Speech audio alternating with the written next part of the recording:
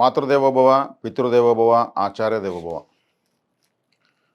శ్రీ క్రోధినామ సంవత్సరం డిసెంబర్ మాసం ద్వాదశ రాశుల వారికి మాస ఫలితాలు చెప్పుకునే దాంట్లో భాగంగా మనము ఈ వీడియోలో కర్కాటక రాశి వారికి డిసెంబర్ నెల ఎలా ఉందో చెప్పుకుంటున్నాం. ఈ కర్కాటక రాశి వాళ్ళకు శుభ అశుభ మిశ్రమంగా ఉంటుంది. వీళ్ళంత ఎక్కువగా శుభ ఫలితాలే ఉంటాయి. ఎందుకంటే జన్మస్థానంలో కుజుడు నీచబడి ఉన్నాడు, లాభస్థానంలో గురుగ్రహం, తృతీయంలో కేతువు, పంచమంలో రవి రవి పంచమ షష్ఠ స్థానాల మీదుగా సంచారం, పంచమంలో మరొక గ్రహం బుధుడు వక్రించి సంచారం, సప్తమంలో శుక్ర సంచారం, అష్టమంలో శనిగ్రహం వక్రించి సంచారం, భాగ్యస్థానంలో రాహువు సంచారం. చంద్రుడు వివిధ రాశులపైన తిరుగుతూ ఉంటాడు కాబట్టి ఆయన శుభాశుభ మిశ్రమ ఫలితాలు ఎప్పుడు ఏ రాశి వాళ్ళకి జీవిత పర్యంతం ఇస్తూ ఉంటాడు. నిన్ను ప్రధాన గ్రహాలు ప్రామాణికంగా తీసుకుని ఫలితాలు చెప్తూ ఉంటాడు అన్నమాట. కాబట్టి జన్మంలో కుజుడు నీచబడడం వల్ల రక్త సంబంధమైనటువంటి రక్తహీనత, రక్త సంబంధమైనటువంటి అనారోగ్యాలు, శరీర పటుత్వం కాస్త కోల్పోవడం, అనీజీగా ఉండడం. అంగారకుడు నీచబడతాడు కాబట్టి ఆయన ఒక ఆర్మీ సోల్జర్, ఆయన అలసిపోయి వచ్చి ఇంటికి వచ్చాడు. ఇప్పుడు అంటే నైసర్గిక కాలపురుషునికి గృహస్థానం. సోల్జర్ ఎప్పుడు ఇంట్లో ఉండకూడదు. ఇంటికి వస్తే ఆయన రెస్ట్ తీసుకొని వస్తాడు. కానీ ఆయనకు అలవాటు పడిన శరీరం ఆయనకు అనీజీగానే ఉంటుంది.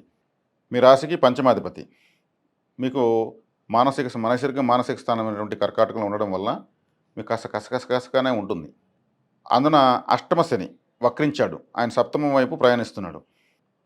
భాగ్యంలో రాహు మీకు దూర ప్రయాణాల వల్ల పెద్దగా ప్రయోజనాలు ఉండవు. తండ్రికి కూడా అంత అనుకూలంగా లేదు.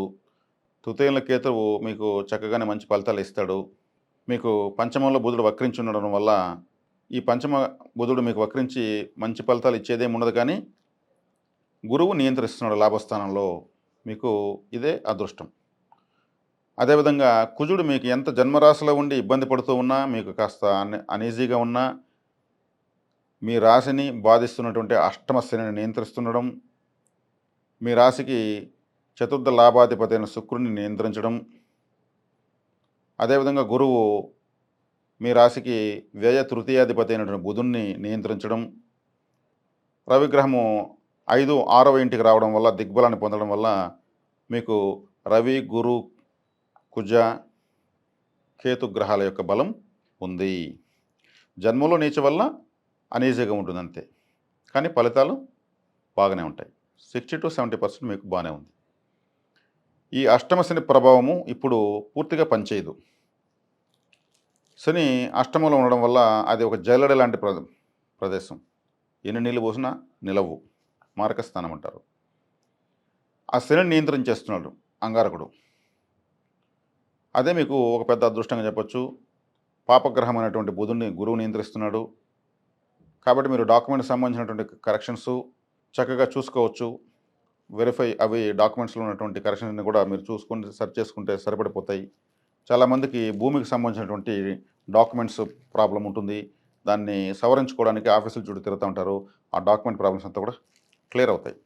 అదేవిధంగా కోర్టుకు సంబంధించినటువంటి వివాదాలు ఏదైనా ఉంటే కూడా చక్కగా మీకు అనుకూలంగా తీర్పు వచ్చేదానికి అవకాశాలు ఎక్కువగా ఉన్నాయి. ఎందుకంటే శనిగ్రహము అంటేనే ధర్మదేవత, ఆయన మీకు పాపగ్రహం. ఇప్పుడు ఆయన్ను అంగారకుడు నియంత్రిస్తుండడం వల్ల మీకు అనుకూలంగా తీర్పులు వచ్చేదానికి శత్రువుల బలం తగ్గి మీకు బలం పెరుగుతుంది.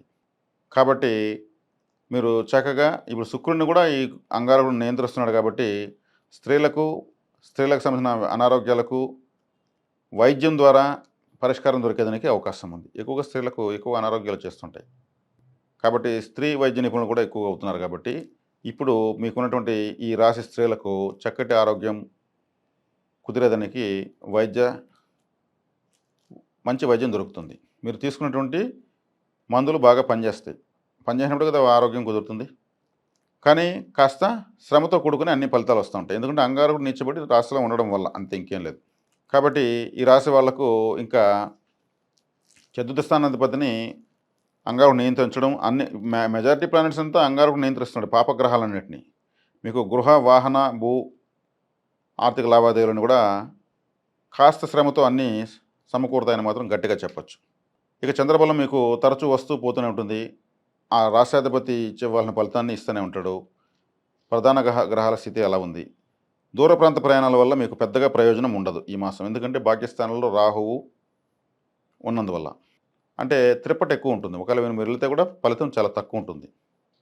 రాహుగ్రహము తిప్పించి మీకు పెద్దగా ఫలితాన్ని ఇవ్వడు. మీకు అవగతమవుతూనే ఉంటుంది.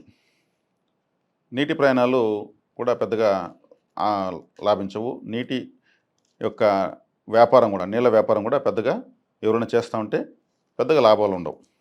కాబట్టి కర్కాటక రాశి వాళ్లకు శుభాశుభ మిశ్రమం అన్నాను, కానీ మాత్రం వీళ్ళంత ఎక్కువగా శుభ ఫలితాలే మీకు గోచరిస్తున్నాయి.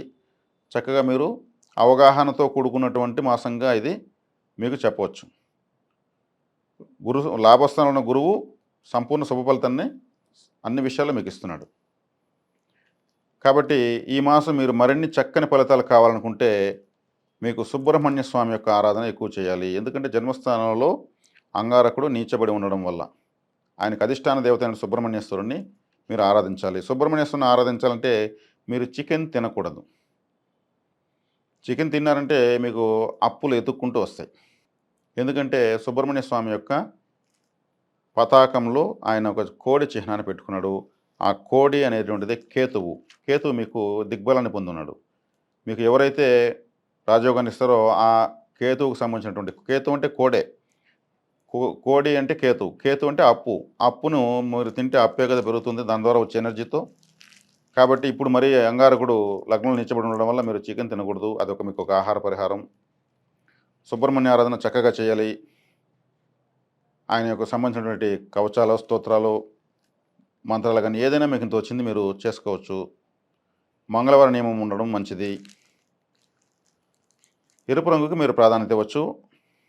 మీకు 7, 9 నెంబర్లు చక్కగా కలిసి వస్తాయి. 3వ నెంబర్ కూడా మీరు చక్కగా బలపరచుకోవచ్చు. కాబట్టి ఇది కర్కాటక రాశి వాళ్ళకి క్లుప్తంగా ఈ మాస ఫలితాలు, పరిహారాలు. తర్వాత నేను ఈ మాస ఫలితాల్లో భాగంగా ప్రతి రాశికి జీవిత పర్యంతం చేసుకోవాల్సినటువంటి ఒక పరిహారాన్ని చెప్తున్నాను. జీవిత పర్యంతం మీకు డబ్బులు కావాలి కదా, అంటే మీ రాశికి తదుపరి రాశిని బలపరచడం వల్ల మీకు జీవిత పర్యంతము ఫలితాలు వస్తాయి. మీకు తదుపరి రాశి ఏది? సింహరాశి. సింహరాశికి అధిపతి ఎవరు? సూర్యుడు. అంటే సూర్యుని బలపరచడం ద్వారా మీకు చక్కటి ఫలితాలు, ఆర్థికపరమైన విషయాలు అభివృద్ధి చెందుతూనే ఉంటాయి. ప్రతి ఒక్క రాశి వారు తమ 2వ రాశిని బలపరచాలి డబ్బు రావాలంటే. ఇది అంటే సూర్య నమస్కారాలు విశేషంగా చేయాలి. అదే సింహరాశి కాబట్టి మీ ఫేవరెట్ అనిమల్ సింహంగా తీసుకోవాలి. నరసింహస్వామిని ఆరాధించాలి, ప్రత్యంగిరాదేవిని ఆరాధించాలి, సూర్య నమస్కారాలు చేయాలి. ఆ రాశి యొక్క కారకత్వమైన దేవతలను, ఆ రాశి కారకత్వమైనటువంటి ఆరాధనలు చేయాలి. మీరు లైఫ్ టైం మీకు కావాల్సిన ఆర్థిక సంపత్తి మొత్తం పెరుగుతూనే ఉంటుంది. ఆచరించుకోండి, ఆనందంగా ఉండండి. శుభం.